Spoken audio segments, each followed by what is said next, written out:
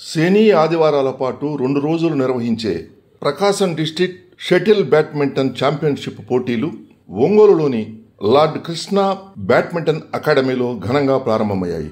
ఈ పోటీలను ఒంగోలు శాసనసభ్యులు దామచర్ల జనార్దన్ రావు, జిల్లా ఎస్పీ గరుడు సుమిత్ సునీల్, ప్రముఖ వ్యాపారవేత్త P Prasad Pandya, additional SP Nageswara Rao తదితరులు ప్రారంభించారు.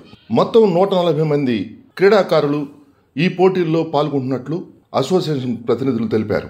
ఈ కార్యక్రమంలో లార్డ్ కృష్ణ బ్యాడ్మింటన్ అకాడమీ నిర్మాత, వ్యవస్థాపకులు Addanki Muralikrishna, Prakasam district badminton association president JS Lakshman Reddy, secretary P Vijayakrishna, joint secretary M Raghubabu, సభ్యులు సత్యం, శ్రీనివాసరావు మరియు పెద్ద సంఖ్యలో క్రీడాభిమానులు పాల్గొన్నారు. ఈ పోటీలకు చీఫ్ రెఫరీగా రమేష్ వ్యవహరిస్తున్నారు. జిల్లా స్థాయిలో షటిల్ బ్యాడ్మింటన్ క్రీడాభివృద్ధికి ఎన్నో వ్యయప్రయాసాలకు వచ్చి కృషి చేస్తున్న Prakasam district badminton association chairman, lord Krishna shuttle academy వ్యవస్థాపకులు, నిర్మాత అద్దంకి మురళీకృష్ణను అతిథులు, పలువురు క్రీడాభిమానులు అభినందించారు.